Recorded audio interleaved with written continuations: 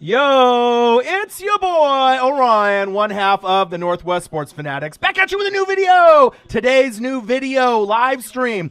NFL top 5 breakout players going into 2020. A reaction with your boy Ryan and the Northwest Sports Fanatics. Make sure you guys subscribe to the channel. Smash that motherfucking like button either now or on your way out. Donate to your boy if you can, either on here, patreon.com/NWSF. And if you're looking for merch, Northwest Sports Fanatic merch, link is below every video on our YouTube page. It's hoodie season, $39.99 NWSF. Brand new hoodies available for purchase. Represent the team and your boy, the Northwest Sports Fanatics, from the West Coast to the East Coast. I got a great show aligned for you guys today. I got the Niners and the Ravens on NFL Network. MVP season for Lamar Jackson. I can't get enough. I've been grinding out a lot of live streams. My girl wasn't really feeling too hot yesterday, so that's why I had to take a day off of doing a live stream, even though I had a show planned. This is going to be a good one because, like I said, some of the players are obvious, but others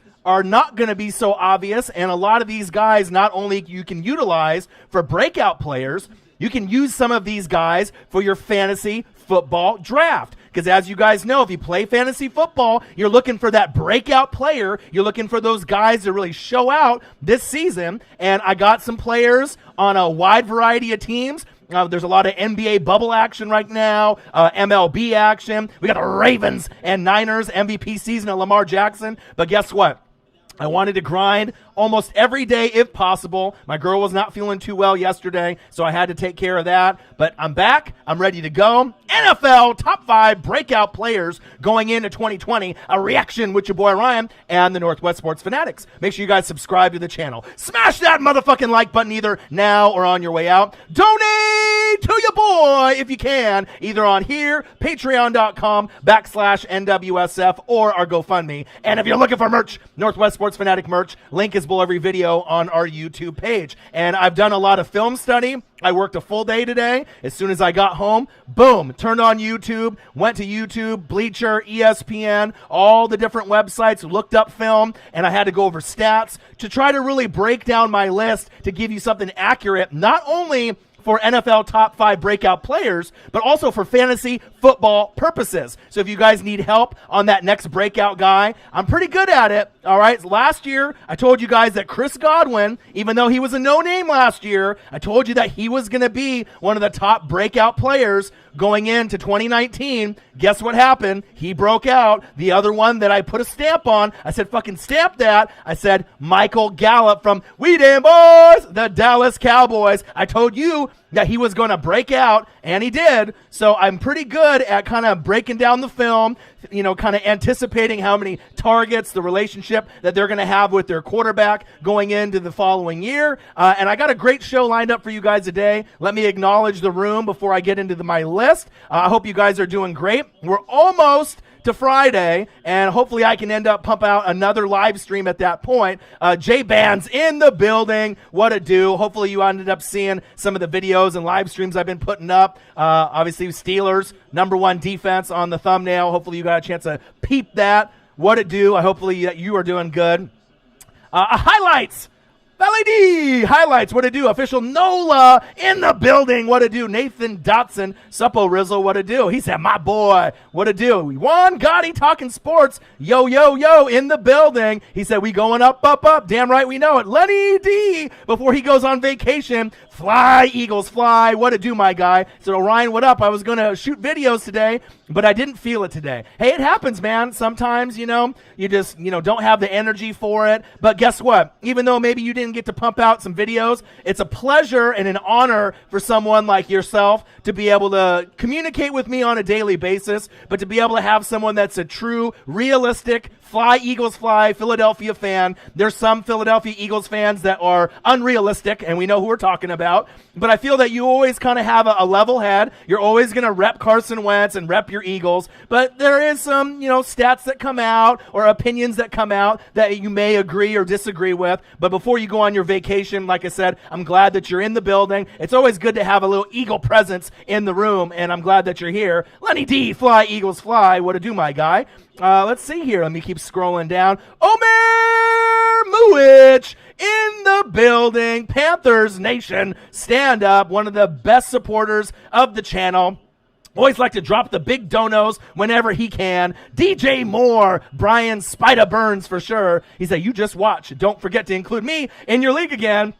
I need to defend my title. And that was crazy too, because I don't think, even yourself probably, you didn't think that you were going to get that far after starting off a little slow. But it shows you sometimes starting slow in fantasy doesn't necessarily mean that you're going to start slow and finish slow at the end of the year. Congratulations to you. I miss you. As often as you can come into the room, it's definitely an honor. Like I said, you've always supported the channel. You've always supported me. And like I said, I think the Panthers are one of those teams that they're not getting talked about a lot, so they're definitely under the radar. But after watching tape, listening to Coach Rule, reading a lot of articles, watching them in practice, I am convinced that they're not going to make the playoffs this year, but I do think they're going to surprise a lot of people, and their record is going to be better than people think this season.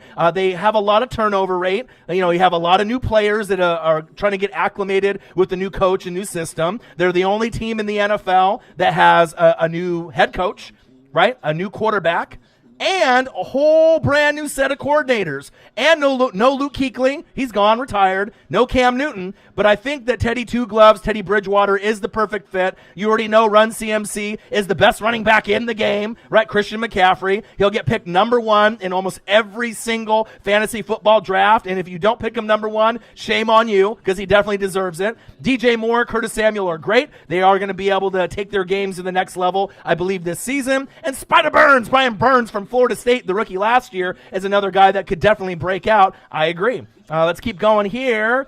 Let's see here. Nola's in the building. Lenny D. They're letting each other know what's up today. Let's keep scrolling here.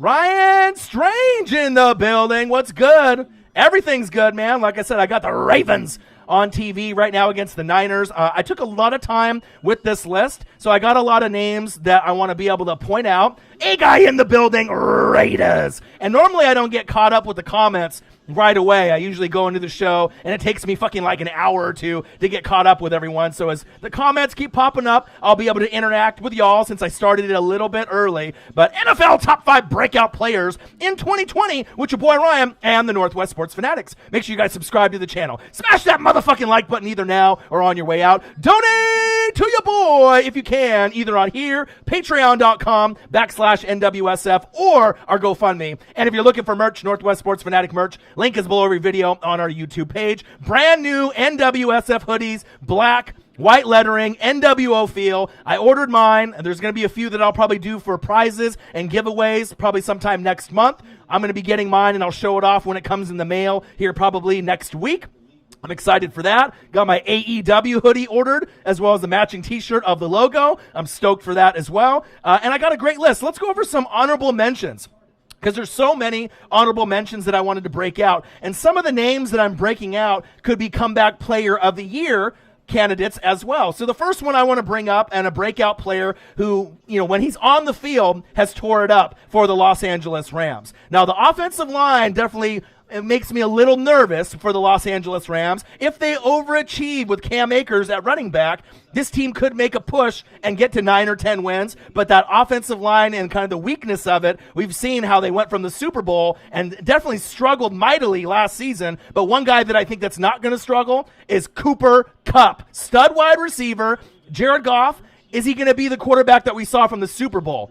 No. Is he going to be as bad as he was last season? No. He'll be somewhere in the middle. He definitely needs a little bit of help. Todd Gurley is no longer there at full strength, so they're going to have to rely on other pieces, to really get it done. Tyler Higbee, Everett at tight end position. You got a guy like Cooper Kupp that can do things, Robert Woods. And then they're going to go with running back by committee, and it's stud, brand new guy, Cam Akers from Florida State. I was actually watching a video about him today that out of all Division I teams, the Florida State offensive line was ranked like 134th out of 35 total college football offensive lines. So he already is used to running behind a shitty line. Now, I don't want to say that the Los Angeles Rams is the shittiest line in football because there's a lot of bad offensive lines, going into this season. But one guy, Cooper Kupp, it's a contract year. I think that when Jared Goff and Cooper Kupp connect early and often, which I know they will, he should have a good breakout year. Double-digit touchdowns definitely would not surprise me. And if they want to be able to make the playoffs as a wild card this year or surprise people and contend for the NFC West crown with the Cardinals, the Niners, bang, bang, Niner gang, and the Seahawks, you're going to have fantastic numbers by Cooper Kupp. And so I'll probably end up doing a comeback player of the year list. So I wanted to be able to mention Cooper Kupp because I know he's going to break out. He is going to be a guy that you're going to want to rack in fantasy. If you had him at wide receiver 3 or wide receiver 2, I know he's going to get a lot of targets, and that's the reason why I like him in fantasy. He's going to get targeted more than any other wide receiver. Brandon Cooks is no longer there, so Cooper Kupp, it's pretty much his team to run. They're going to go to Cam Akers a lot, the rookie running back from Florida State, but look for Cooper Kupp to have a breakout year, not only just in fantasy, but obviously as we go into real life here in about a month with the NFL season.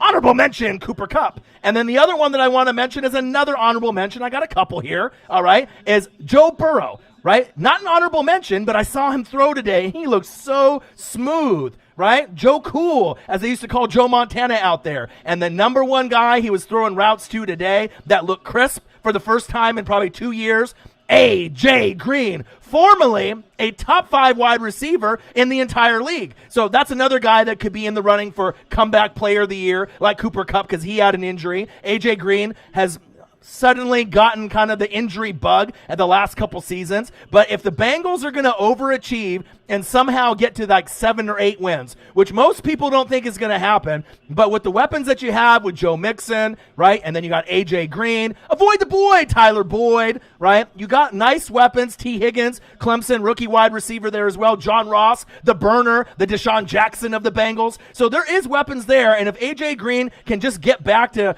playing at least 14 games out of a 16-game season, he's going to get over 1,000 yards. He has a great chance to be able to be Joe Burrow's favorite target and get double-digit touchdowns. It just depends if he can keep his body healthy enough to do that. And we'll see if A.J. Green, he's no longer a top 10 wide receiver. I mean, if you're looking at it based off his name, he was in the top 5, top 10 pretty much every single year until the injury, kind of hit him hard. And it's the legs and the ankles and the toes. But let's see what he can do this season. I think he is really going to break out, and he will be Joe Burrow, number 1 pick from LSU. Go Tigers. Go Tigers, as Coach O would say. A.J. Green. Another one, I'm going to go to switch over and flip over to the NFC East. Now, I'm normally going over offensive players, but one player on the defense that I think is going to break out for the Washington Redskins, the Washington football team, Montez Sweat. So now you got guys like Chase Young, right? You got Drum Payne. You got plenty of weapons on that defense. But I think Montez Sweat, based on watching film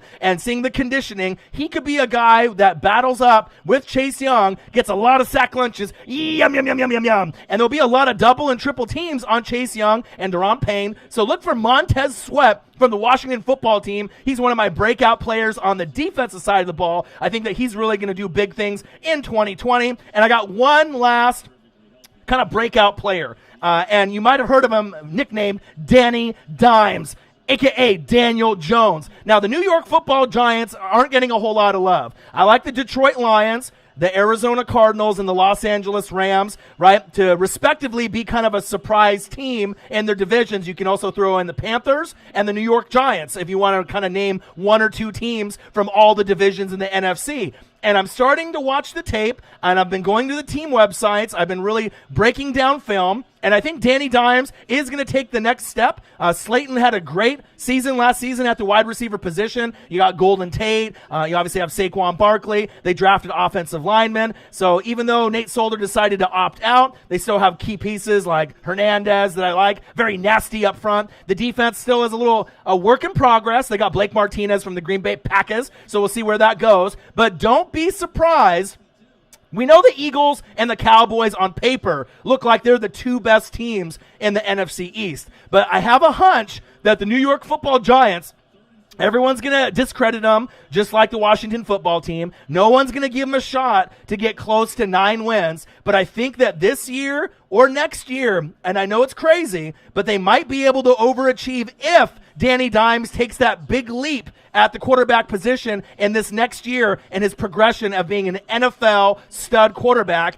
I love Danny Dimes. I watched him in college. He's one of those guys that, he had that great comeback victory against my Tampa Bay Buccaneers. Saquon Barkley doesn't need to be necessarily, an amazing, freakish athlete, Barry Sanders, play all the 16 games, average 150 yards a game. He just needs to be out on the field for a good chunk. I would say probably 90 to 95% of the games, and let Danny Dimes be Danny Dimes. But I have a feeling that could be a sleeper team. The New York Football Giants, the Detroit Lions, Carolina Panthers, Arizona Cardinals, Los Angeles Rams, as I'm kind of going through the NFC. Now, I know it sounds crazy and it could be a year early, but that's what they said about the San Francisco 49ers last season when they were 4-12 going into the year, and then they went 12-4 and went to the Super Bowl, even though they didn't win it. Mad respect. I mean, anything can happen in the NFL, as I'm watching Bang Bang Niner Gang and the Ravens play right now. That's why we love the NFL. You never know what's going to happen from one year to the next. You have an idea of what teams are built long-term. Niners, Saints. Right now in the NFC, they look like they got some long-term stability, at least until Drew Brees walks away, or we see what happens with the Niner quarterback position, right? And then in the AFC, obviously the Baltimore Ravens and the Kansas City Chiefs with Lamar Jackson, the MVP. And then Phillip Rivers, no,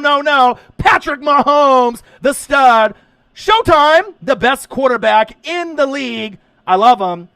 Patrick Mahomes, he's the clone. So let me get into the list here in just 1 second. NFL top 5 breakout players in 2020. A reaction with your boy Ryan and the Northwest Sports Fanatics. Make sure you guys subscribe to the channel. Smash that motherfucking like button either now or on your way out. Donate to your boy if you can, either on here, patreon.com/NWSF, or GoFundMe. And if you're looking for merch, Northwest Sports Fanatic merch, link is below every video on our YouTube page. New hoodies, NWSF, black, white strings, NWO feel, $39.99. Link below in the video. Represent your boy, buy one, and represent the NWSF from the West Coast to the East Coast. Believe that. Ashton White in the building. New York Giants not going to break out. He said, they're not going to break out. My Giants is not going to break out. I think that they can break out. I'm serious. Now, I know if that's your team and you may think they're a couple years away, everyone is going to say that the Giants are 2 to 3 years away. They're a little bit further along than the Washington football team, in my opinion,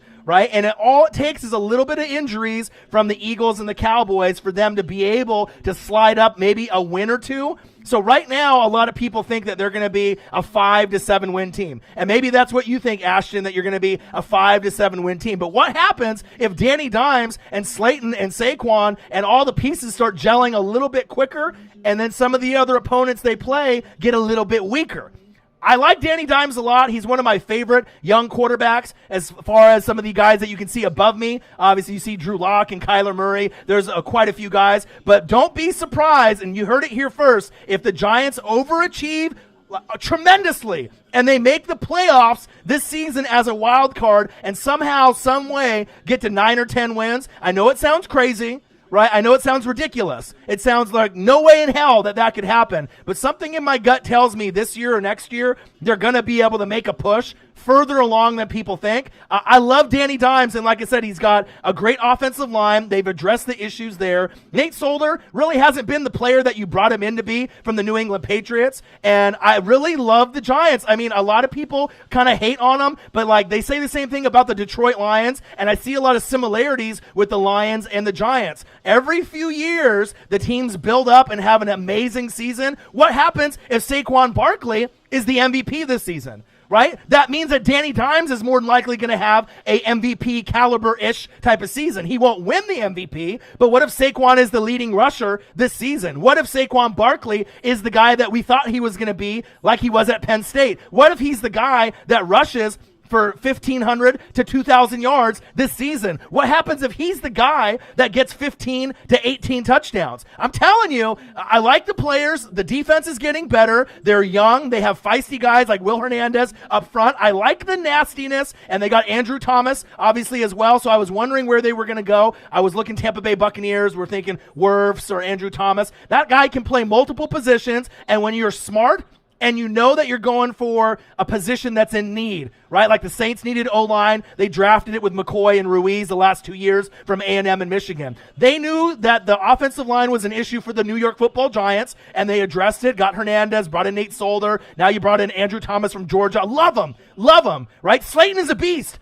I would pick him up in fantasy, right? And I've watched him develop over game per game with the targets. Danny Dimes likes him. So I'm just letting you know right now, anybody that makes fun of the Giants, the New York Football Giants, or the Detroit Lions, I'm telling you, this could be the year that those two bubble surprise teams that normally are sitting at maybe 5 to 7 wins, all it's going to take is just a little bit better play, a little bit better defense, and we'll see what Joe Judge can do as far as coaching is concerned. And I know you got a guy, that at OC, so we're going to have to see on how Jason Garrett does. And maybe for the head coaching position, he was overmatched. People didn't respect him anymore. He just ran his course, and he was just, playing the role as the puppet, Jerry Jones' puppet. But maybe now, taking a step back and just being an OC, he can be himself. And I think that with that particular lineup and the less pressure on him, working with Joe Judge, this could be something really special this season. So don't be surprised.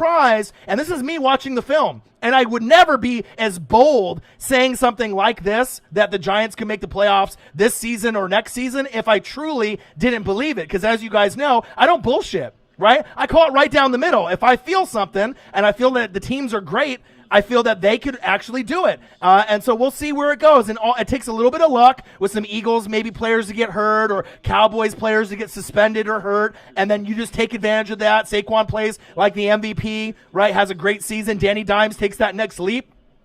And second-year, third-year quarterbacks have taken a big leap. Look at Patrick Mahomes and Lamar Jackson, Carson Wentz. A lot of these guys, when they go into their second and third year, there's usually a big uptick in performance. And that's why I feel with Drew Lock and Kyler Murray, they're going to definitely blossom to be studs and superstars as we're going into 2020. NFL top 5 breakout players in 2020 with your boy Ryan and the Northwest Sports Fanatics. Cooper Kupp, A.J. Green, Montez Sweat, one guy on the defense. I had to throw a defensive guy out there for the Washington football team, and Danny Dimes. I absolutely love him. I love him more than Sam Darnold, Baker Mayfield, all these other quarterbacks that are out there as far as being younger. The only ones that I probably like more than Danny Dimes are the guys above me on the screen, Drew Lock and Kyler Murray. But besides that, that's pretty damn good company, and I would be proud to be a New York Football Giant fan. It's just a matter of time, and you went from Eli all those years. Daniel Jones was the right pick, and I knew he was the right pick as soon as I saw him in college, and it just takes time for him to learn the playbook, keep building that line, keep building the wide receiving core, and obviously you got a guy like Evan Ingram, to me, who is a top 5 tight end in this league too, and he can help him out with checkdowns on third down as well. So let's get into my list, baby. NFL top 5 breakout players going into 2020. A reaction with your boy Ryan and the Northwest Sports Fanatics. Make sure you guys subscribe to the channel. Smash that motherfucking like button either now or on your way out.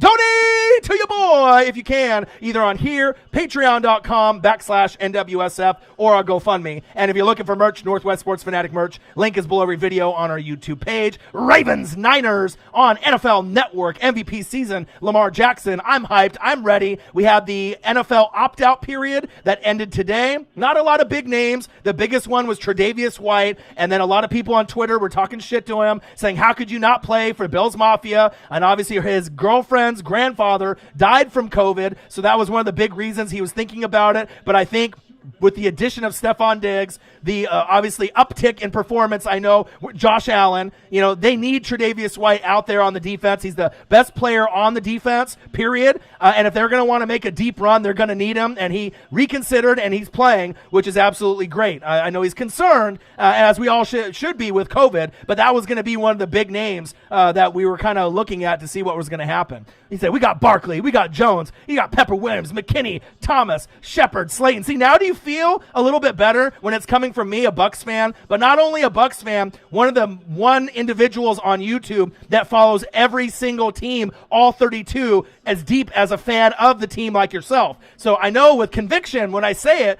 don't be surprised if they make the playoffs this season as a surprise bubble team, just like the Detroit Lions. No one's giving the Lions, the Giants, the Rams, or the Cardinals any shot, right? Any shot at all. But I think one of those teams has a chance to be a bubble team to move up, personally. And it happens every single year. So it shouldn't be as crazy as you think. It's looking forward to this season with optimism, skepticism, but have confidence in your team, my guy, all right?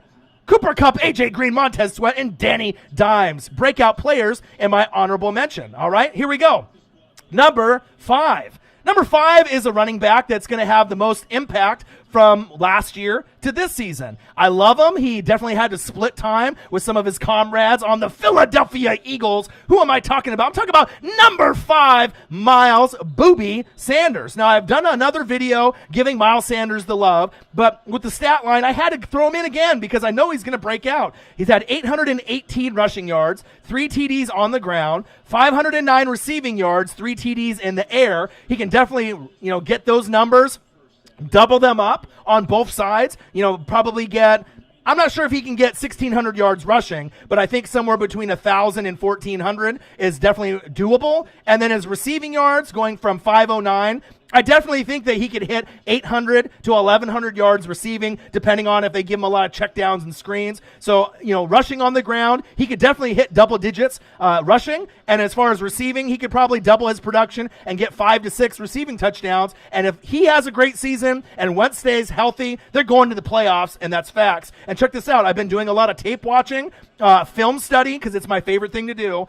When I watched the tape, I was so impressed. Last 5 games, right? He had more than 100 yards from scrimmage 3 times in the last 5 games with limited production and limited carries and opportunities, right? And he got in the end zone 4 times. So it really shows me how athletic he is, what kind of leader he is. He's ready to be the guy in Philly. And like I said, there's a lot of news about CeeDee Lamb, and there's a lot of news about, the Giants and the Washington football team and all these other players. But as far as a guy that's kind of floating underneath the radar for the Philadelphia Eagles, fly, Eagles, fly, Lenny D, obviously I'm telling you, and I watch the tape, and I know that when I watch it, I don't just tell people what I watch from like SportsCenter. I have to watch the film and make my own decisions, and I definitely guarantee that I could have put Miles Sanders way, way, way higher on this list, but he definitely does get the respect to be at least number 5 for me. But I have other names on here that I want to give some love to as well.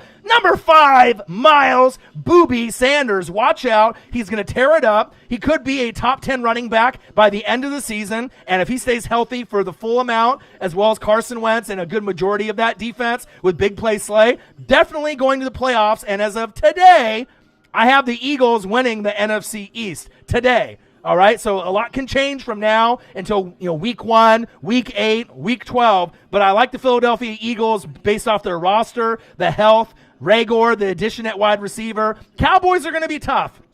Danny Dimes and the Giants are going to surprise a lot of people. And even the Washington football team, if you take them lightly, if Darius Guice can play a full season, Haskins takes the next step, and the defense with Chase Young goes off, who knows what could happen? Hey, I'm just telling you facts, Lenny D.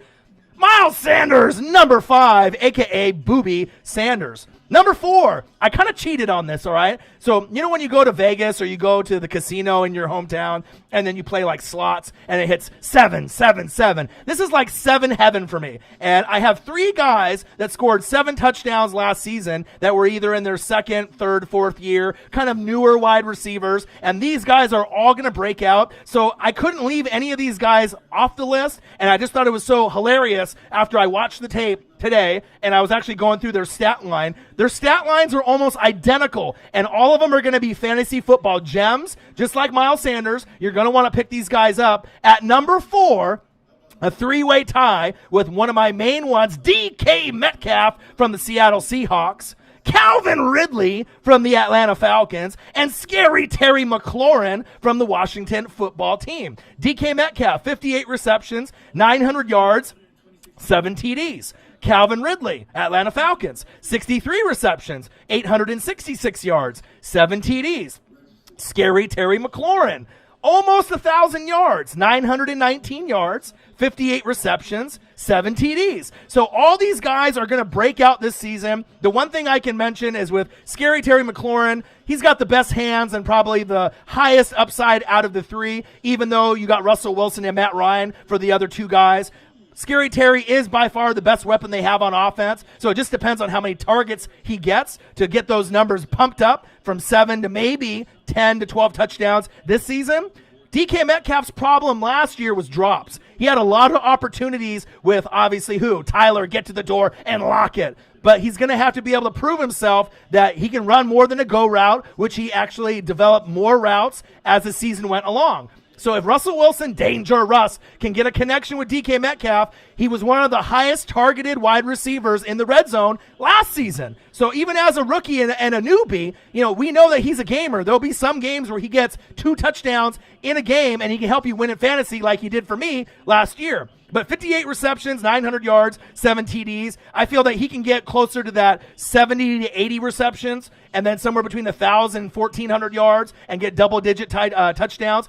No problem. It just depends on Seattle's O-line and D-line, which are 2 of the worst in the National Football League. But Russell Wilson is one of the best quarterbacks in the National Football League, number 2 in the NFL 100, just behind Patrick Mahomes. So I know he'll be able to take his game to the next level. And then last but not least, Calvin Ridley, another guy that I told you, DK Metcalf and Calvin Ridley are 2 guys that I'm going to stamp that, just like I did with Chris Godwin, right, last season, and Michael Gallup. I know Ridley started off the season strong. He's a type of guy that can get you 2, 3, 4 touchdowns in a game, but then he started to kind of get injured towards the back end of the season. So I don't think the Falcons are going to have a great year. They could be another bubble surprise team that surprises the shit out of everyone, but they have had a lot of turnover on their roster. 63 receptions, 866 yards, and 7 TDs. I feel that he can actually increase that stat line. Yeah, you got Julio Jones, Todd Gurley. I don't really believe in him, but I think you can get closer to that 70 to 80 receptions, get closer to 1,000 to 1,300 yards.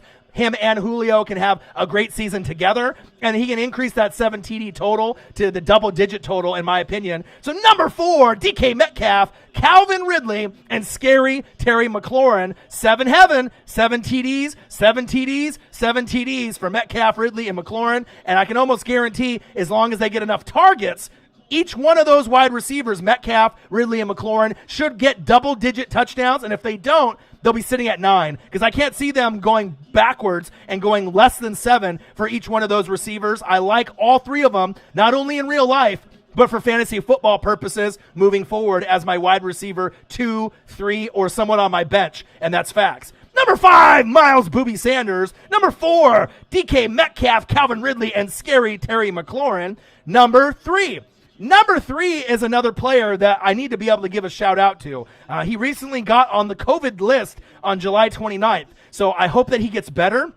He's one of those guys that when you watch him play, the first thing that comes to mind when I see him is Travis Kelce 2.0. He played with Noah Fant at Iowa. And if you've seen guys like George Kittle and all these other, Dallas Clark, all these guys that from Iowa, they breed really good offensive linemen and tight ends. T.J. Hawkinson at number 3. Now, this guy got hurt quite a bit, but they drafted him very high in the first round because they saw Travis Kelce 2.0 qualities. He's got quickness, he's got size, he's got speed, and I know he's going to obliterate the numbers as long as he can get past the COVID and the coronavirus. I hope he does. 32 receptions, 367 yards, 2 TDs. He's going to annihilate those numbers. He could be a guy that can get you 60 to 80 receptions, over 1,000 yards, and he can get double-digit touchdowns. He's one of those guys that could end up being in the running for a top 10 tight end spot. But not only that, if he can keep himself healthy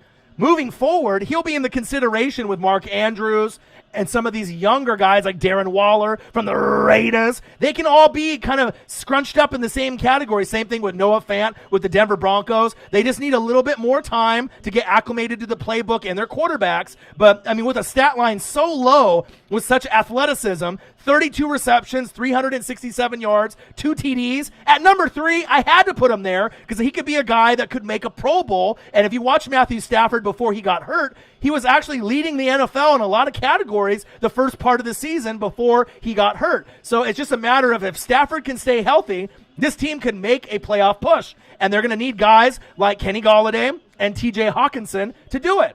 Number 3, T.J. Hawkinson. And you could say another guy like Noah Fant, his teammate in Iowa on the Denver Broncos as well. Number 2 is going to be number 1 in 99% of the lists on the internet, NFL Network, ESPN, Colin Cowherd, Skip and Shannon, whoever it is. But I wanted to be able to give love to number 1. So number 2 is a player. He's my favorite young quarterback that's playing today. I know I like Josh Allen a lot from the Buffalo Bills. He's got one of the strongest arms in the NFL. Him and Mahomes are going to go at it for the strongest arm, who can throw the farthest, right? But as far as accuracy is concerned, Mahomes has got him beat, bar none. But this guy right here on the Arizona Cardinals, he's going to be number 1 on most lists, right? But I'll give you proof why I think the other guy could be number 1. I'm talking about my favorite young quarterback right now, and it's not Deshaun Watson, it's Kyler Murray. And I would have even said Kyler Murray, even if they didn't get D-Hop in the offseason. I love this kid. 3,722 passing yards, 20 TDs, and 12 picks. A very respectable 87.4 QBR. Now, he had a 5-10-1 record, but their defense is shitty. The offensive line is shitty. They addressed some of those needs with Isaiah Simmons. He's going to be one of the breakout linebackers. I feel maybe like a Darius Leonard from a couple seasons ago from the Indianapolis Colts. They already have Chandler Jones, to me, one of the top 10 players overall in the NFL, overall, out of offense, defense, any position. Chandler Jones is one of those guys that doesn't get enough love. Look at the tape.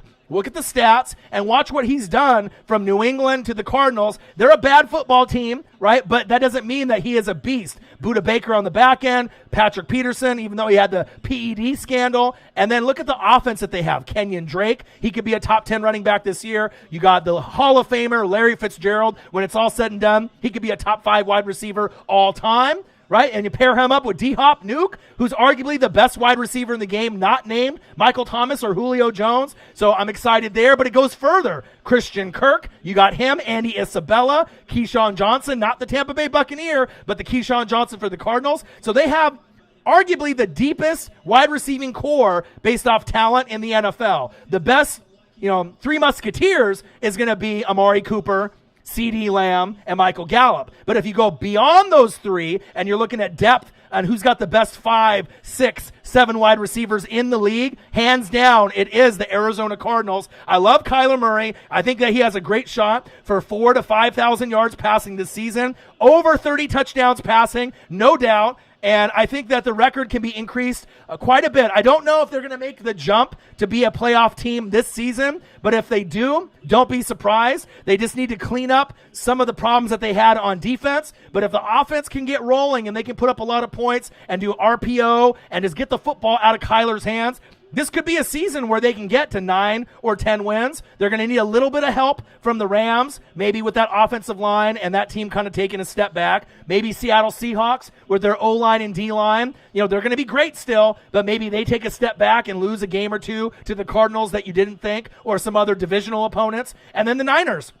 Super Bowl hangover. I mean, we don't know. We know Deebo Samuel's hurt. I still like the Niners. George Kittle is going to be the highest paid tight end, and I think he's going to be the best tight end going into 2020, even over Travis Kelce, Zach Ertz, Darren Waller, Mark Andrews, Jared Cook, and all the rest of the tight ends that are going to be playing. I think this year, George Kittle, moving forward, is going to be known as the best tight end. I know Travis Kelce and Zach Ertz are going to have unbelievable, phenomenal years this season, but I think the kind of perception and based on the playbook and the targets, Kittle is going to really take that leap and being hands down, bar none, moving forward, the best wide receiver tight end in the league. Because that's pretty much what he is. He's a wide receiver playing tight end. He's got the speed. He's physical. He's a great leader. And from what I read in the videos that I've seen, he's one of those guys that you love to have in the locker room. He loves wrestling. He loves AEW, WWE. Just has fun out there like Brett Favre playing the game of football.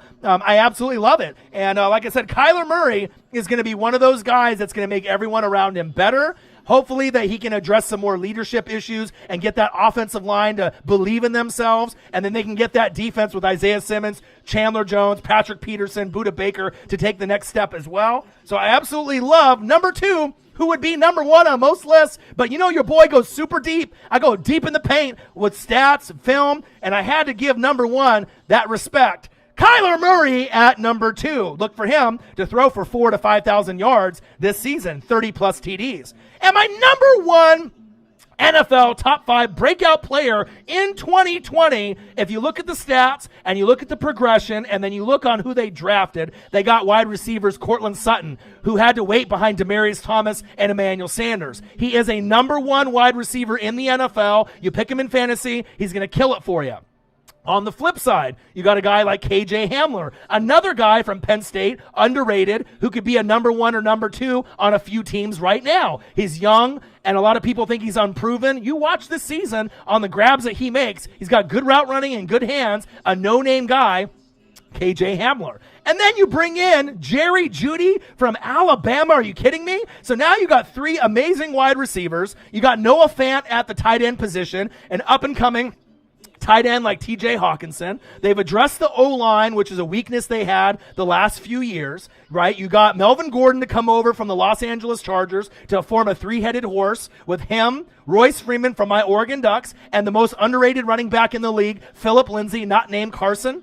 Who? Chris Carson? No. Yeah. Chris Carson underrated. But guess what? Phillip Lindsay, undrafted. Who would have thought that he would have played this amazing this soon into his career? You know, a hometown kid from Colorado area. I love him. So you got 3 running backs, a nice tight end, 3 wide receivers, improved offensive line. Everything is pointing to this guy having a breakout year like Danny Dimes, Kyler Murray, and maybe a few others like Baker Mayfield, possibly. But I love this guy at number 1. I wasn't a believer out of college right away, but after watching his footwork, his tape, his moxie, his attitude, his leadership, I'm a believer now. I'm talking about number 1, Denver Broncos. Broncos Nation, stand up. And we're talking about your superstar quarterback in the making, Drew Lock. Now, a lot of times when you have these new quarterbacks, you know, you want to compare them to some of the vets, and obviously they fall short. You know, if you're comparing them to Brady or Breeze or Roethlisberger or some of these guys that have been playing for quite some time. But pretty soon those guys are going to be out of the league, and we're going to be talking about Kyler Murray's, and we're going to be talking about Danny Dimes, right, the Sam Darnolds, the Baker Mayfields, and this guy, Drew motherfucking Lock. He had 5 starts last season. Drew Lock went 4-1, all right? They beat the Chargers, the Texans, the Lions, the Raiders, and they lost to the Chiefs. But who didn't? Everyone lost to Patrick Mahomes and the Chiefs. Some of those opponents weren't the greatest last season, but to have a guy like Drew Lock with that team, they didn't really have a whole lot of weapons on their side as well. A lot of guys got banged up. A lot of guys got hurt. Bradley Chubb, the second best defensive player to Von Miller, was out early. So you got to think, now they got Bradley Chubb back. You got Von Miller. You got Justin Simmons, one of the best safeties in football, right? Chris Harris is gone. A.J. Bouye is in. So you got a nice collective unit of weapons there. Jarrell Casey is in from the Tennessee Titans. Derek Wolfe is out. So I still like what they have on the defensive side and the offensive side of the ball. And more importantly, they got Vic Fangio, a guy that I love, that when you saw him coach the Chicago Bears as a D coordinator a couple years ago, the Bears were phenomenal with booty-ass Mitchell Trubisky. He left, and look at the Bears now. They have the exact same defense, but they can't win games. So it really shows you how important elite coaching is with Vic Fangio. So Drew Lock went 4-1 last season, 1,020 yards, 7 TDs, 3 picks, with a QBR of 89.7. I guarantee over 30 touchdowns plus and 3,500 passing yards, especially with Cortland Sutton on one side, Jerry Jeudy on the other, KJ Hamler, Noah Fant, Royce Freeman, Melvin Gordon, and Phillip Lindsay, and an improved offensive line these last 2 years. Of course it's number 1, Drew motherfucking Lock. All right? Your boy watches the tape. I go into the team websites. I follow every single thing to be able to make those predictions, and I know they're going to come true.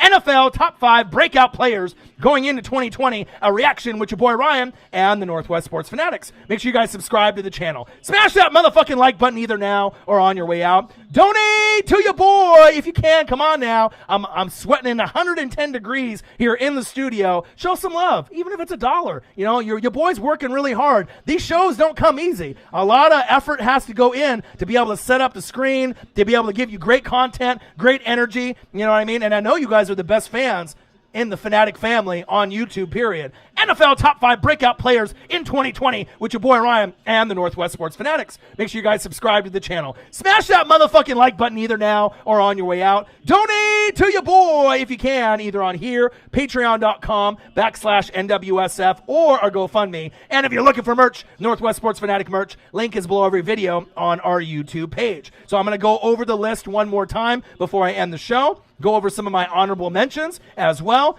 Cooper Kupp is one of the breakout players. It's his contract year. Jared Goff won't be as good as Super Bowl year Jared Goff, but he won't be as bad as last year, 2019 Jared Goff. Somewhere in the middle. They have a bottom 3 line in the league. So that's one thing that kind of scares me as we're going into 2020.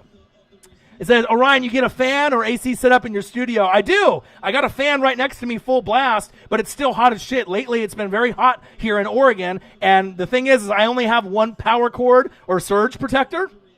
And so when I end up recording, until I end up getting a little bit more money, I got one surge protector right here next to me because I got to plug in the iMac, right? I got to plug in the speakers. I got to plug in the fan, right? And then the other one I don't have yet goes to the AC and the cable and the internet and everything else. So I got to pick and choose when I record. I got to be able to unplug that, and then I got to kind of get hot in here for a little bit, and then I got to be able to put in the work, and then as soon as the show's over, I plug the AC back in. Sacrifices you got to make. You know what I mean? So come to Texas, Orion, you know hot. Well, then you get the mugginess out there in Texas. But you'd be surprised here in Oregon, sometimes it gets a little muggy out here and it gets a little hot. Nothing compared to Texas and some of those other places, but we're just not used to a lot of hot weather out here. Cooper Kupp, one of my honorable mentions, contract year, could be comeback player of the year. That's big facts. A.J. Green, Joe Burrow's favorite target. They got plenty of weapons there. Avoid the Boyd. Tyler Boyd, right? You got John Ross, the Deshaun Jackson, deep threat of the Bengals. And then you got T. Higgins from Clemson. You got Joe Mixon at running back. So I think that Joe Burrow, go Tigers, as Coach O would say, will be able to get some chemistry with A.J. Green, so he could be another guy that could end up being a comeback player of the year. That's facts. Washington football team, Montez Sweat on the defensive side. You got Deron Payne, you got Chase Young, but no one's talking about Montez Sweat. Look for him to have a breakout year from all those other guys getting double teams. He said, I feel you. Keep up the grind, brother. Absolutely, man. I'm always going to be grinding. Someone's got to keep the channel going. Someone's got to keep the Northwest Sports Fanatics relevant. It doesn't matter if it's football season or not football season. Your boy's always going to give you great content, great energy. The editing is coming along. We got a scoreboard, brand new hoodie that I designed. Everything has been going really well. And like I said, I'm going to give you guys the best content, the best knowledge bombs, the best energy out of any NFL YouTube channel, period. Odin's Child, my guy. Yo, dog, I'll hit ya later. Priorities, my guy. No problem, Odin's Child. I didn't even know you were in the building, my guy.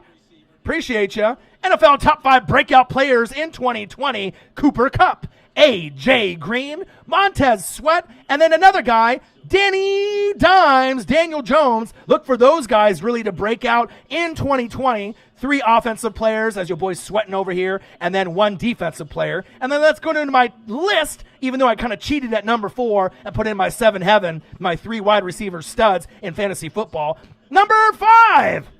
Miles Booby Sanders from the Philadelphia Eagles. Fly, Eagles, fly. You had to throw him on the list. 818 yards, 3 TDs rushing. 509 yards receiving, 3 TDs in the air. He's going to obliterate those motherfucking numbers. He could be top 10 rusher by the time the end of the year is over. The last 5 games, more than 100 yards from scrimmage 3 times. And he got in the end zone 4 times. So that shows me that he's dependable, he's shifty, he's got good hands, you can use him as a receiver. As long as Carson Wentz can stay healthy, which I think he will, stamp that, mark that, big facts. I think the Philadelphia Eagles are winning the NFC East. And that's for today.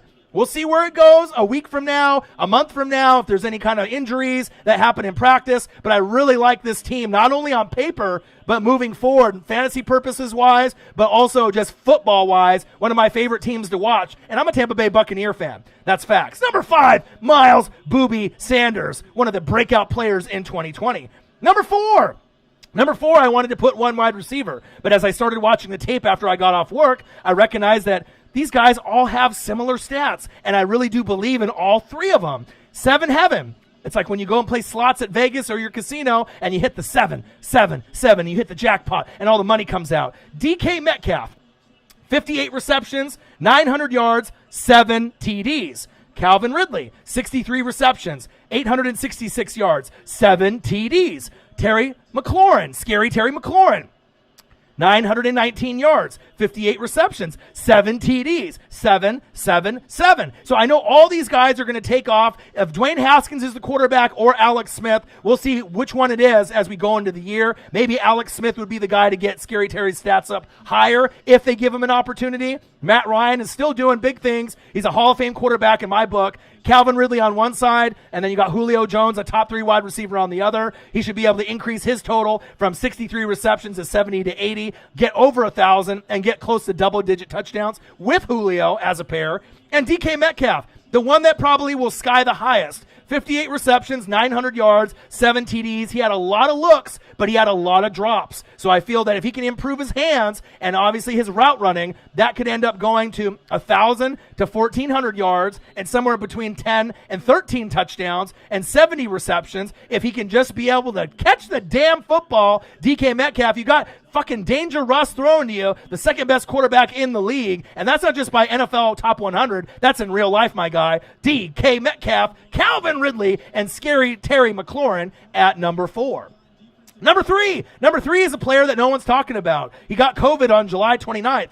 Prayers up for him. All right, he reminds me of Travis Kelce 2.0, and that's why he got drafted so high from the Lions in the first round. He's got quickness, he's got size, he's got speed. Just like his buddy and friend Noah Fant on the Denver Broncos, this guy, 32 receptions, 367 yards, 2 TDs before he got hurt. I'm talking about T.J. Hawkinson. I love this guy. I think he's going to break out and have a fantastic year, and it's not going to be hard to break 32 receptions, 367 yards, and 2 TDs. And the talent that this kid has with Matthew Stafford and Kenny Golladay, Marvin Jones, and a lot of these other guys that they brought over in free agency at the wide receiver position in their weapons, right? He could end up getting close to double-digit touchdowns. I could see 800 to, maybe 1,300 yards and somewhere between 8 and 11 touchdowns and 50 to 75 receptions. It just depends if he can stay healthy, get over the COVID, get the targets. He could be the number 1 favorite target for Matthew Stafford. You got who?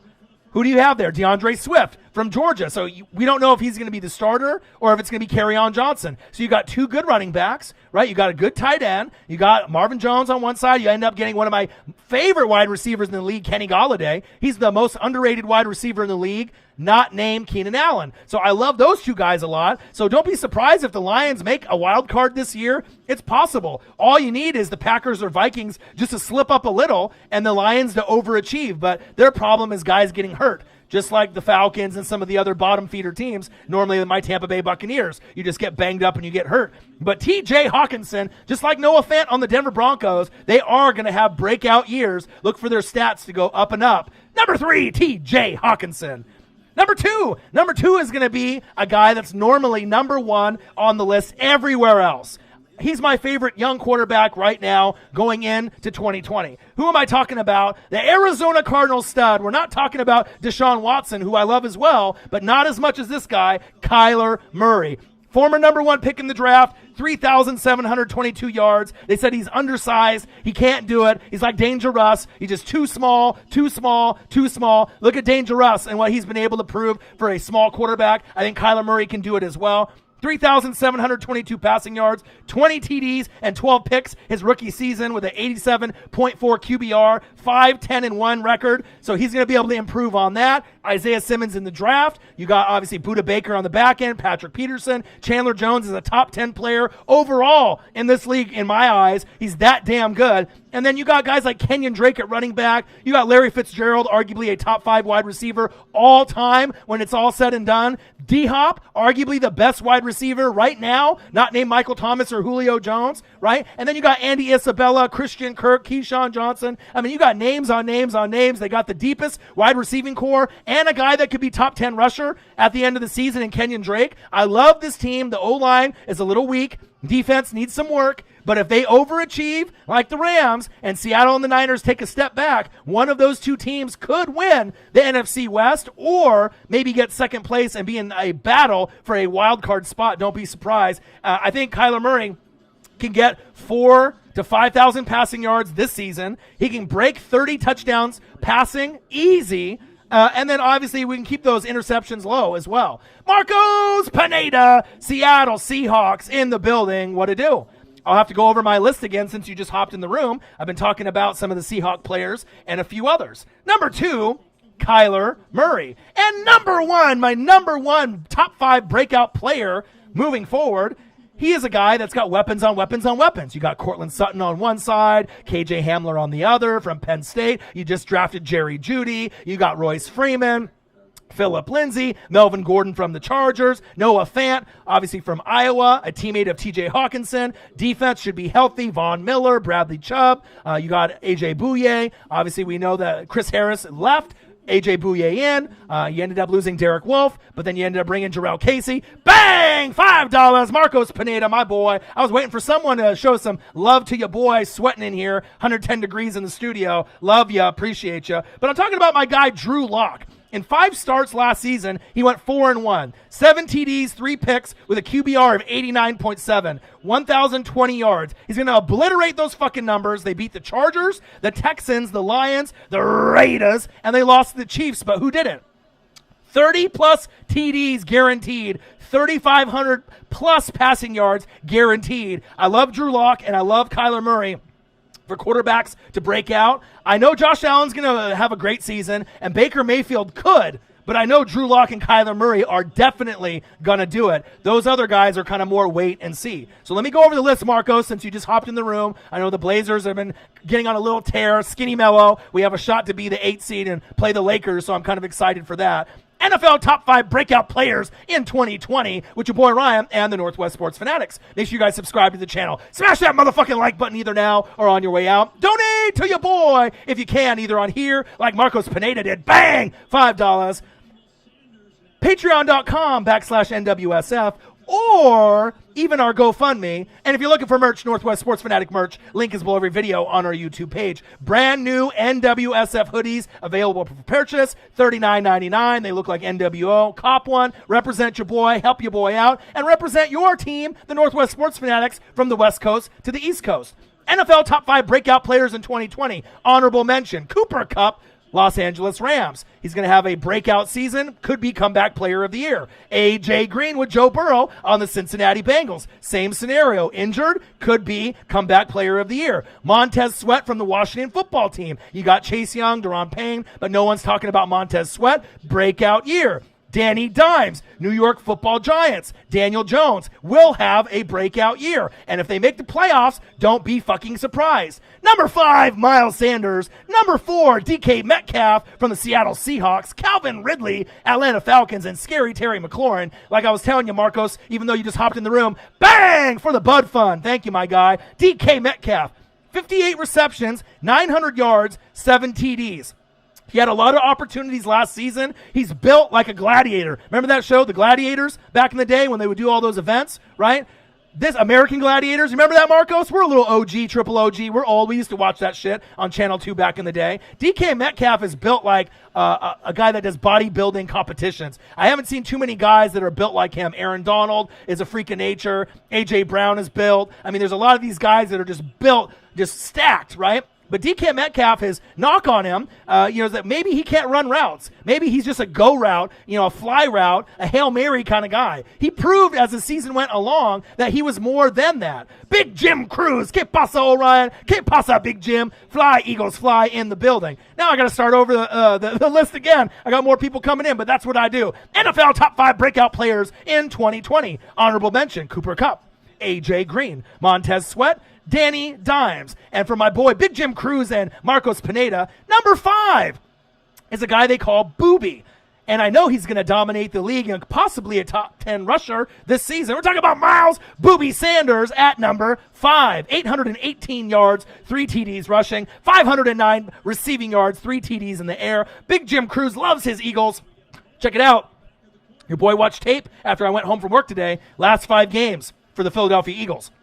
More than 100 yards from scrimmage 3 times, and he got in the end zone 4 times. So look for him to be able to get somewhere between 1,000 and 1,400 yards rushing, 8 to 12 touchdowns in the ground, and then 509 yards receiving and 3 TDs in the air. I think he could get 1,000 receiving and 5 to 6 TDs in the air if he stays healthy. And Carson Wentz, look for them not only to win the NFC East, which they are my favorite team in the NFC East today, over the Cowboys, Washington football team, and the New York Football Giants, but they could even make a deep push in the playoffs this season. Believe that with Big Play Slay on the defense as well. Number 5, Miles Booby Sanders. Number 4, I cheated a little bit, Marcos, because I had to have 3 wide receivers that all had similar stats, and these are guys that not only you're going to want to watch in the regular season, these are guys, if you play fantasy football, you got to pick them up. DK Metcalf, 58 receptions, 900 yards, 7 TDs. Calvin Ridley, 63 receptions, 866 yards, 7 TDs. Scary Terry McLaurin, almost 1,000 yards, 58 receptions, 919 yards, 7 TDs. All these guys are in 7 heaven. 7 touchdowns each. They all can get double-digit touchdowns. They can all crack over 1,000 yards. I absolutely love DK Metcalf, Calvin Ridley, and Scary Terry McLaurin, not just for fantasy purposes, but to be able to take the leap in their game. And last season, I said who? I said Chris Godwin when no one knew who he was, and I said Michael Gallup from We Damn Boys, the Cowboys. And what happened? They both broke out, had more than 1,000 yards receiving, and I told you, I watched the film, I watched the tape, I can kind of predict how many targets that this player is going to get, how hard they've been working in the offseason, and I feel the same thing for these 3 guys. DK Metcalf, Calvin Ridley, Scary Terry McLaurin representing the Seattle Seahawks, 12th man, Atlanta Falcons, Dirty Birds, and Scary Terry McLaurin, HTTR, even though it's now not the Redskins, but the Washington football team. Number three is on the Detroit Lions. It's Travis Kelce 2.0. He's got COVID, as far as I know, on July 29th, so he's on the COVID list. Let's pray for his health, and let's pray for, obviously, him to get on the football field this season. Quickness, size, speed. That's why they compared him to Travis Kelce 2.0. They picked him in the first round. 32 receptions, 367 yards, 2 TDs. That's nothing. And he got hurt. Same thing with Matthew Stafford. So I think that not only the New York Football Giants and Danny Dimes could make a playoff run this season a year early, maybe the Detroit Lions can do the same thing. But they're going to need TJ Hawkinson to be healthy, play a full season. Matthew Stafford, we're going to have to see a DeAndre Swift if he's the best running back in the draft with Jonathan Taylor from the Colts from Wisconsin battling him out, as well as Clyde Edwards-Helaire and Cam Akers from the Kansas City Chiefs and the Los Angeles Rams. The running back position for the future is great. I love this guy. We'll see what he can do. He could definitely get 70 or 80 receptions, break over 1,000 yards, get double-digit touchdowns. It's just a matter if TJ Hawkinson can stay healthy, just like his homie in Denver, Noah Fant. Iowa football knows how to create tight ends. Let me remind you, Dallas Clark, TJ Hawkinson, Noah Fant, and oh yeah, this guy named George motherfucking Kittle. Iowa Hawkeyes know how to develop offensive linemen and tight ends. That's facts. Number two on the list is my favorite quarterback that's not Tom Brady on my football team. He's young. He's got a lot of talent. I love Deshaun Watson. I love Patrick Mahomes. I love all these other guys, Josh Allen, Danny Dimes. There's so many of these quarterbacks that I can see taking the next step, Carson Wentz. But this guy, number 1 pick, small like Russell Wilson. People don't believe in him, but I do. Kyler Murray at number 2, 3,722 passing yards, 20 TDs, 12 picks, QBR of 87.4, 5-10-1 record. And guess what? I still would have had him at this point even if they didn't get D-Hop. That's just icing on the cake, cherry on top. So you got Kyler Murray. You addressed some of the O-line issues that you had, but the O-line and defense is still a work in progress. You got Kenyon Drake, one of my favorite running backs in the league. Not a big name, but I think he can produce like one of the big dogs, okay? Kenyon Drake, the desert god. All right, then you got Larry Fitzgerald. an OG, triple OG, arguably a top 5 wide receiver all time. Then you bring in arguably the best wide receiver in the game, and DeAndre Hopkins, a.k.a. Nuke, that's not named Michael Thomas or Julio Jones. So that's a great 1-2, 1-2-3 with Kenyon Drake. And then, they also got Christian Kirk, great wide receiver in the slot. Then you end up getting Keyshawn Johnson, Andy Isabella. I mean, they have the deepest wide receiving core in football. The best 3 right now looks like it's going to be CeeDee Lamb, Michael Gallup, Amari Cooper. And then another great 3 could be who? It could be Mike Evans, Chris Godwin, and Tyler Johnson from Minnesota, the rookie. It also could be who? Jerry Jeudy, Cortland Sutton, and KJ Hamler with Denver. So we're going to really see who the best is, but I definitely love Kyler Murray, and I think that they could make a playoff push this season as well. Not anyone is really talking about Danny Dimes and the New York Football Giants. Nobody's talking about Matthew Stafford and the Detroit Lions. Not a lot of people are talking about Kyler Murray, or at least they're not thinking that he can actually take the leap this season and make the playoffs. And there's a thing. If you end up watching second-year and third-year quarterbacks, a lot of them take a huge leap to MVP standards. Lamar Jackson, Patrick Mahomes. Could Kyler Murray be that guy that adds to Patrick Mahomes, Lamar Jackson, Carson Wentz, and he can be in that category and really step up? Even if they didn't have DeAndre Hopkins, I felt very confident in this player. Over 30 touchdowns passing, over 4,000 yards passing, not under 20 picks, and he has a chance to crack 5,000 yards passing, especially with DeAndre Hopkins and Larry Fitzgerald there. It just depends on what they do as far as Cliff Kingsbury and his play calling. I absolutely love number 2, Kyler Murray, who would be number 1 on anyone else's list, and that's facts. Number one player that I feel that's going to break out based off last season to this season. We're talking about the Denver Broncos. Broncos Nation, stand up. It's your guy, Lock and Key. Not sure if you guys watch that show on Netflix. I recommend it. We're talking about my guy, quarterback future stud, Drew Lock. In 5 starts, he went 4-1, 1,020 yards, 7 TDs, only 3 picks with a respectable QBR of 89.7. You beat the Chargers, the Texans, the Lions, the Raiders, and you lost to the Chiefs, but who didn't? 30-plus TDs this season, over 3,500 passing yards. You got great weapons. You got Royce Freeman at running back from the O, right? You end up getting Melvin Gordon from the Chargers. Phillip Lindsay, arguably the most underrated running back that's in the game, and he was undrafted. You improve the offensive line, which is the weakness the last couple years. You have Noah Fant, teammates with TJ Hawkinson from Iowa, a budding superstar at the tight end position. You have KJ Hamler from Penn State on one side. You have Cortland Sutton, a true number 1 wide receiver on the other. And then you add motherfucking Jerry Jeudy from Bama. Are you kidding me? The Marvin Harrison of this generation. They are going to be great. And Von Miller is back. He decided to play. Bradley Chubb is healthy. One of the great 1-2 combos. Jarrell Casey from the Titans in. Derek Wolfe gone to the Baltimore Ravens. AJ Bouye in. Chris Harris out. And they got Justin Simmons on the back end. One of the best safeties in the league. I'm absolutely excited for that team, that roster, and look for the Denver Broncos to possibly make a push to the playoffs this season as well. They might be a year or 2 away, but that's what they said about the Niners last season when they went 4-12 and then 12-4. But a lot of these teams have something in common.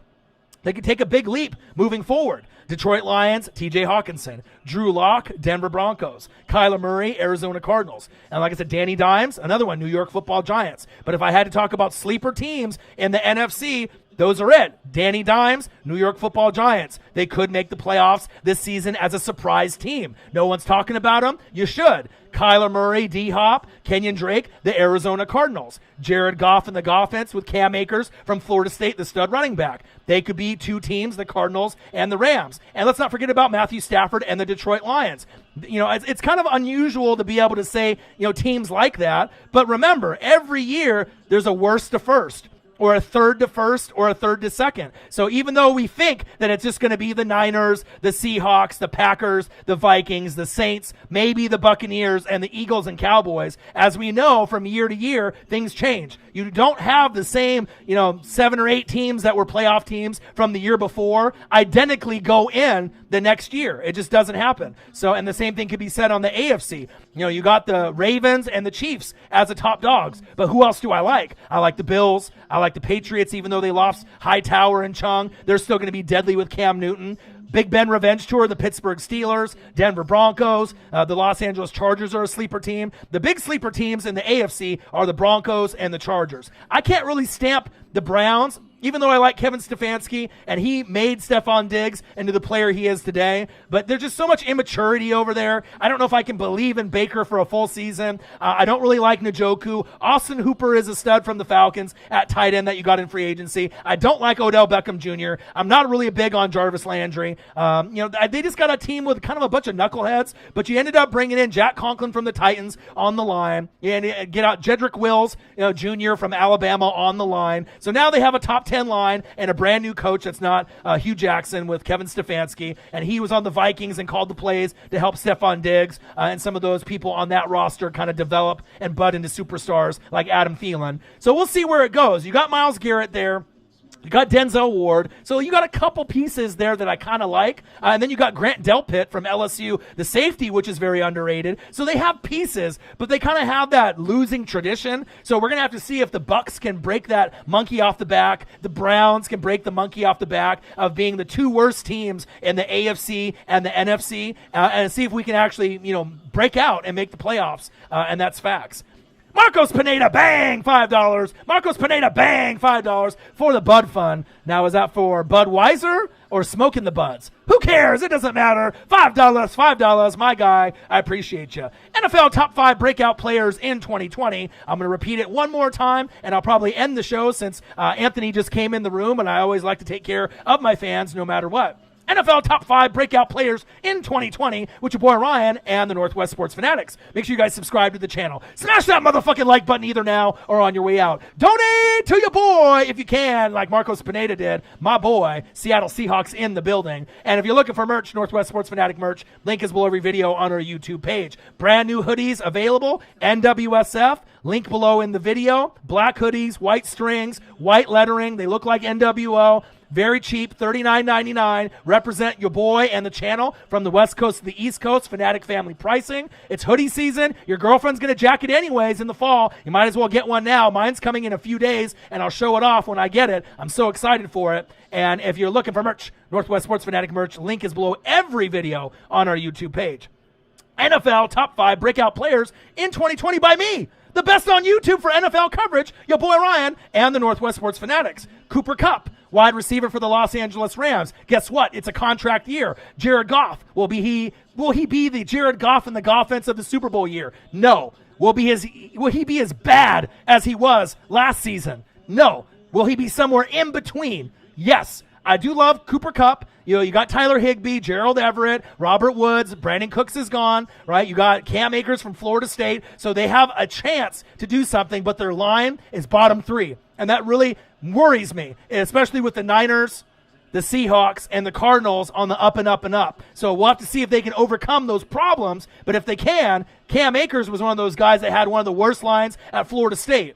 Bottom 2 in college football, Division I. So he's used to running behind a shitty line. Let's see if they can actually overcome. Cooper Kupp, breakout player in 2020. Another one, Joe Burrow, LSU. His favorite target, A.J. Green. He used to be a top 5 wide receiver. A-guy, Raiders. Later, my guy. I think he could be a guy that breaks out. A.J. Green. Maybe not be top 5 or top 10 anymore, but who knows? Maybe he has a great season and get himself back into top 5 consideration. Montez Sweat from the Washington football team. I had to throw out at least one defensive player. Chase Young gets all the credit. Deron Payne gets all the credit from the Ohio State University and Alabama Crimson Tide. But Montez Sweat is one of those guys that can break out with all those double teams on the Washington football team's defensive line.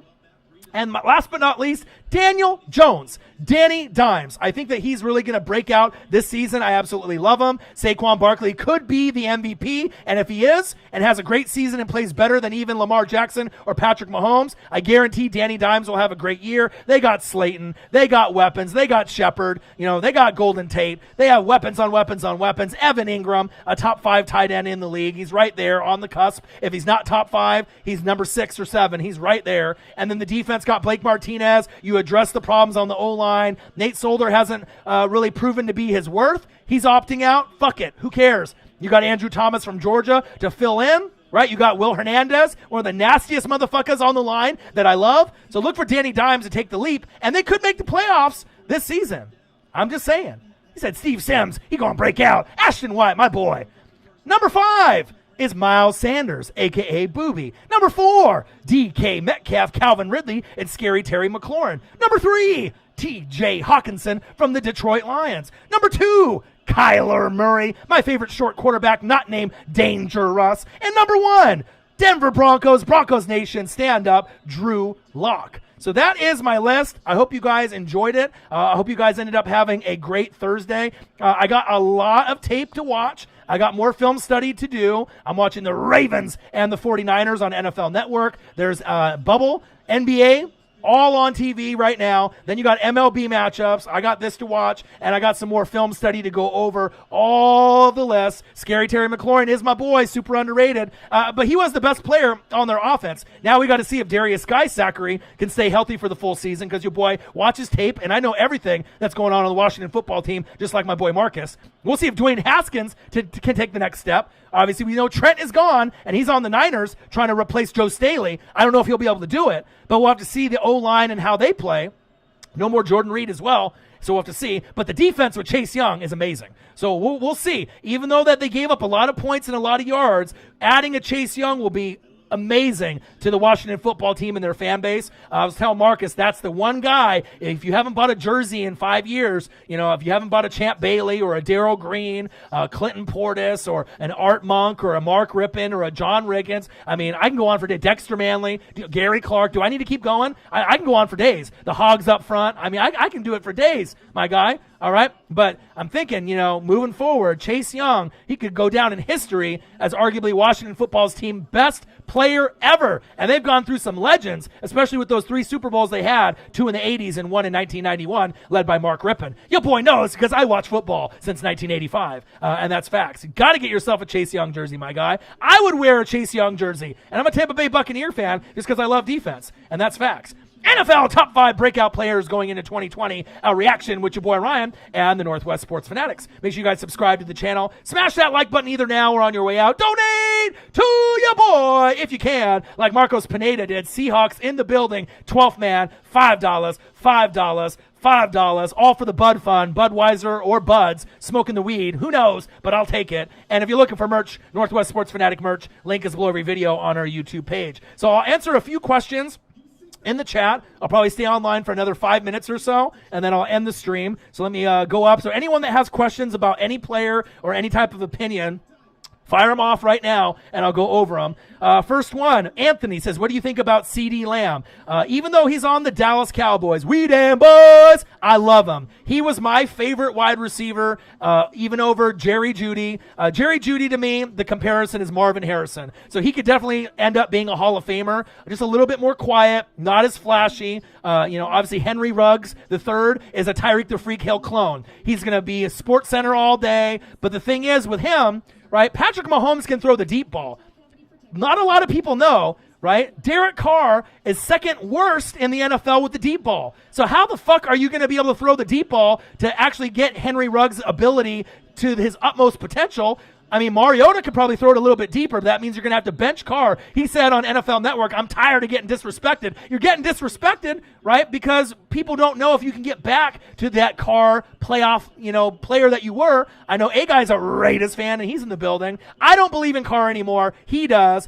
And not just because I'm an Oregon Duck fan, but I think Mariota gives you a better chance to win. So we'll see if Ruggs can end up getting those deep balls, unless they decide to go screen pass, hitch route, something kind of short, and then Ruggs uses his speed, to go down the sideline and break away from everyone. Him and Tyreek need to have a race, because those are going to be the, 2 fastest. I know they had like Matt Breida on the Dolphins, from the Niners previously, said that he's the fastest player in the NFL on Twitter. Obviously, he can run over 20 miles an hour, but he ain't no Tyreek the Freak Hill or Henry Ruggs. But to me, CeeDee Lamb, it's hard for me to even grasp on how great he could be. You're going from Michael Irvin, 88. Right? Then you're going Dez Bryant, 88. Now you're going CeeDee Lamb, rocking the 88.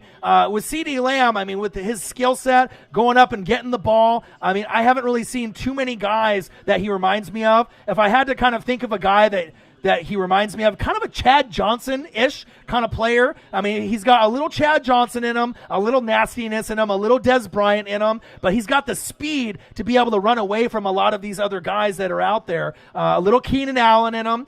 So I'm really excited to see what he does. I think that he could be the number one receiver for Dak Prescott and the Cowboys. Amari Cooper and Dak have the best chemistry, and that's facts. Amari Cooper is a top 10 wide receiver. Right, and I'm a Bucs fan. I'm not a Cowboy fan whatsoever, but I do respect Zeke. Right, I think Dak is better than what he gets criticized for. He's not elite like Patrick Mahomes, right, and he has a lot of weapons around him. But I think if Dak Prescott went to another team that had similar weapons, he could put up a pretty good record. And the thing is people that like to talk shit about the Cowboys and the Patriots because they're the two most hated teams in the NFL. Remember, Dak Prescott wasn't a first-round pick. If you're a third or fourth round pick, no one expects anything from you at the quarterback position at all. Even Andy Dalton went second round when A.J. Green went first round, and we didn't expect A.J. Green or Andy Dalton to really be anything, right? And he ended up taking his playoff team, here and there for the first few years. But that's just all I'm saying. To me, if you want to compare like Lenny D's in the building with the Eagles, you get Eagles fans talking shit, Cowboys fans talking shit. Carson Wentz or Dak Prescott. To me, Carson Wentz all day, right? But I think that Carson Wentz also gets criticized unfairly, just like Dak Prescott. Dak's, he's on the franchise tag. I think personally the Cowboys are going to move on.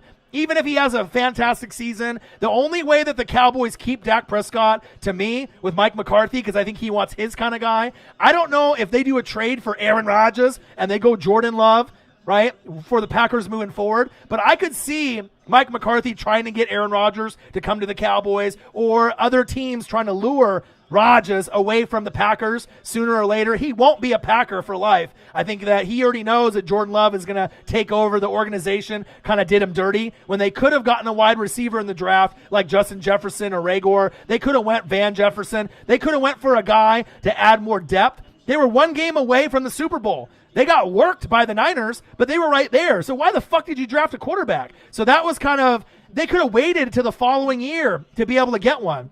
And I know there is a little bad blood but between McCarthy and Aaron Rodgers, but Aaron Rodgers got bad blood with the Packers. You know what I mean? And if he can go to a team like the Cowboys, just think about how that weapons, that he has Aaron Rodgers, Zeke Elliott, Amari Cooper, CeeDee Lamb, Michael Gallup, that offensive line. You still got Tyron Smith there. Obviously, we know with the Travis Frederick situation and some of those guys. And then the defense got DeMarcus Lawrence, Leighton Vander Esch, no more Byron Jones. But, Aaron Rodgers on the Cowboys could give you just as much success as the Packers, maybe even more. They need a little bit more help on the defensive side. But I have this weird feeling that Dak and Mike McCarthy, they're not going to be on really the same page. That's not his guy. He inherited him. So I think that he'll try to go somewhere else and try to get someone different. Unless Dak Prescott and the Cowboys make the NFC Championship game. If they overachieve and they make the NFC Championship game, wild card, or win the NFC East over the Eagles, and they overachieve tremendously, and they get to the NFC Championship game, that's the only way that I can really see Dak staying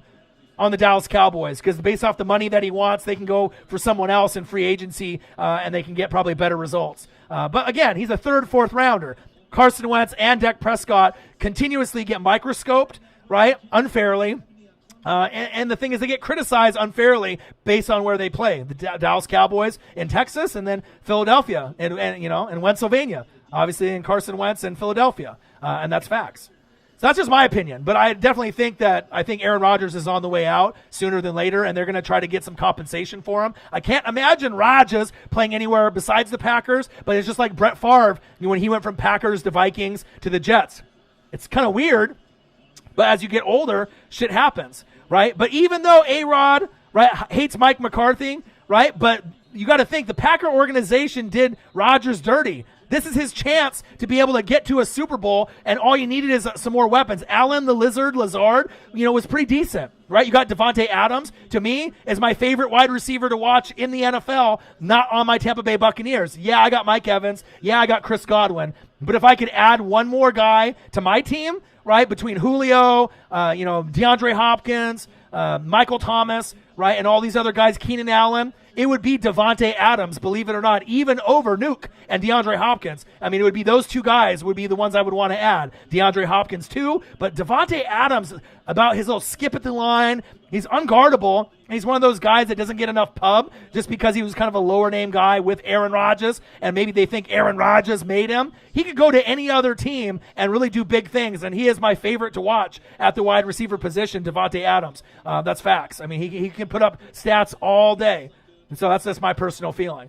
NFL top 5 breakout players going into 2020, a reaction with your boy Ryan and the Northwest Sports Fanatics. Make sure you guys subscribe to the channel. Smash that like button either now or on your way out. Donate to your boy if you can, either on here, patreon.com/NWSF, or our GoFundMe. And if you're looking for merch, Northwest Sports Fanatic merch, link is below every video on our YouTube page. And remember, I got ESP, not ESPN, but I have these feelings and thoughts. Sometimes I'll think of something or say something, and then it ends up coming true, which freaks a lot of people out. It's like when Russell Wilson first came to Seattle, I told my boy Marcos Pineda in the chat that donated, I was like, you're going to go to 2 Super Bowls, you're going to win 1, lose 1, and this is when he was at Wisconsin playing the Oregon Ducks in the Rose Bowl, based on the team and how it went, and that's exactly what happened. You know what I mean? And I call it to the T. When the Philadelphia Eagles played the New England Patriots with Tom Brady, what did I say? In the preview video, I said the Eagles are going to win big, and they're going to win by 9 or 10 points or more, and they did. You know what I mean? So how was I able to really predict those things almost to a T? So, you know, this season, the only thing that is kind of stirring up right now is that I love the Kansas City Chiefs, and more than likely they should go back-to-back. But I have a weird feeling that the Baltimore Ravens might represent the AFC this season. Based off their schedule, it's kind of weak, you know, based on Lamar Jackson. Hard to go back-to-back, but if any team could do it, it's the Chiefs and Patrick Mahomes. But maybe the Baltimore Ravens get there. And who knows? What happens if Tampa Bay and Tom Brady average 30 to 40 points a game and we're better than people think? What if the Tampa Bay Buccaneers play in the Super Bowl against the Ravens at home? And Tom Brady has a chance to win. Anything is possible. And I'm not saying for sure Tampa Bay is going to the Super Bowl, but I know based on watching the film and watching the team, we are going to be a lot better than people think. I think that we can beat the Saints. I think we can win the NFC South this year or next year. And if we don't, we can get the wild card. And as long as we get in to the tourney, anything can happen. But that's kind of my gut is kind of telling me that the Ravens are going to be the team that represents the AFC if it's not the Chiefs. But it's kind of leaning a little bit more towards the Ravens. And I don't know why, because I love Patrick Mahomes, and I haven't seen depth on the Chiefs like this since the Dallas Cowboys in 92, 93, and 95 when they had that run with Emmitt Smith, Troy Aikman, and Michael Irvin. So for me to go against the Chiefs at this point in my brain, that means that there's going to be some kind of injury. Travis Kelce, maybe Honey Badger, maybe Chris Jones. Chris Jones. Maybe Tyreek the Freak Hill. Maybe Mahomes. Something. But it's not going to be based off poor play. It's going to be an injury or injuries that happen. That's kind of how I feel, you know, in my brain. And I feel that with the Ravens, they're going to be not as banged up, easier schedule, right? And then they lost, right, and felt the pain, and then now this is the year to overcome. Kind of like the Chiefs when they played, you know, New England in the AFC Championship game the year before. They lost, they felt the pain, they were motivated the next year, and they got it done. So I'm thinking with the Ravens, you played the Titans, you got your ass kicked, Lamar will learn, right? He got the number 1 player, you know, Madden, cover, all that, but he doesn't care about that. He just wants the ring. So as long as Mark Ingram and the rest of that squad can do it, anything can happen. The only concern that the Ravens have, besides that easy-ass schedule that they have, if a team could go 16-0, which is almost impossible. The 72 Dolphins are the only team, and then we saw, obviously, 07 Patriots with Randy Moss. We saw what they did, right? This could be a year where the Ravens go 15-1 and 16-0. It's possible, right? But I'm not sure if you're going to go undefeated the whole season just because, including playoffs, because there's so much parity in the league. But Marshall Yanda, Hall of Fame offensive lineman, is retired. So can they find, you know, guys to fill the holes for him? That's the question mark. The defense is great. You know, you got Derek Wolfe to come over, Calais Campbell to come over from the Jags, Derek Wolfe from the Broncos. You got Marlon Humphrey, Jimmy Smith. You got nice pieces on defense. Marcus Peters, right? You got all-around pieces there. Hollywood Brown gained some weight and is just as fast. Mark Andrews has got diabetes, no problem. Mark Ingram is a stud. Gus Edwards is underrated. Lamar Jackson was number 6 in rushing last season. But that's kind of how I feel it. But I know I gained a lot of fans, Eagles fans like Big Jim Cruz, is when I ended up predicting those things. And I have no affiliation to Eagles fans or any Eagle player or anybody in Philadelphia. You know what I mean? So it took a lot of balls to be able to say, not only do I think they're going to win, I could have said by 1 point or a field goal at the end, but no, I said convincingly the Eagles have a better O-line, which they did, a better D-line, which they did, better running back crew, 4 horsemen, which they did with the addition of Jay Ajayi at the right time. And even with Nick Foles, it seemed incredible. It seemed like it wasn't going to happen. But I knew what it would mean for the city of Philly and all the people that have passed away that were Philly fans, what it would mean for that town, for the city, for the state. And I just watched the tape, and I didn't predict Philly, the play, but I knew they had to play a clean game. And if they did, they were going to win and win big, and they did. So, I mean, like I said, sometimes it's ESP, sometimes it's an incredible film study by your boy, watching film after film after film. Because you got to think, most people, when they watch a football game, they watch it one time. When I watch a football game, I watch it twice, sometimes 3 times. The first time I watch it as a fan like you guys. Wide receivers, running backs, quarterbacks, linebackers, like everyone else. The second time I watch it, I watch offensive line specifically, seeing who's pulling, who's getting pancaked, who's actually making their run blocks and pass blocks, and then I watch all the other positions, D-line, linebackers, safeties, corners if they're jamming, safeties if they're getting burnt over the top. So I really break down film, and that's my favorite thing to do, and that's why this channel has got 20,000 subscribers on the cusp, over 3 million views. It's not by coincidence. It's about the hard work and the film study, and then you can kind of see tendencies, and tendencies tend to repeat themselves, and that's why I can predict a lot of things in sports. And a lot of people come to me for fantasy football advice. They come for betting advice because they know that I know what I'm talking about, and I research harder than anyone else in the NFL game, period. So, Philadelphia, fly, Eagles, fly, baby. Big things.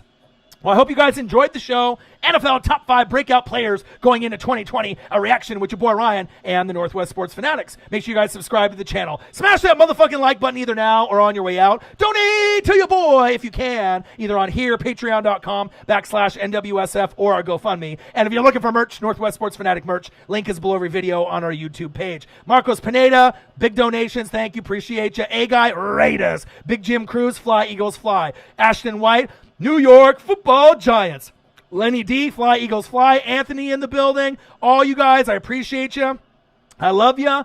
Be safe. And like I said, I'll be back again rocking another original take video with a lot of research, a lot of film study. Again, like I said right now, the Ravens and the Niners just ended for the MVP season of Lamar. And then I got to wait a half hour. And then let's see what game is on after that.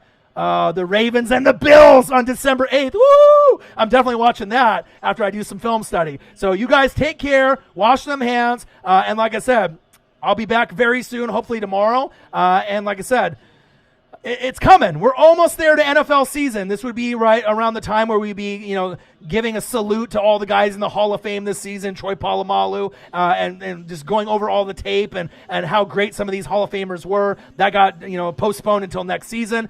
Preseason country is supposed to be now, but we're just going to have to suck it up and wait. But we're right around the corner, and I'm going to keep giving you guys fire content for NFL for the whole year, 365 days a year. You guys are the best fans on YouTube. I love you. I appreciate you, and I'll be right back very soon, possibly tomorrow. NFL Top 5 Breakout Players going into 2020 with your boy Ryan and the Northwest Sports Fanatics. Take care, be safe, and I'll be back very, very soon. I love you guys.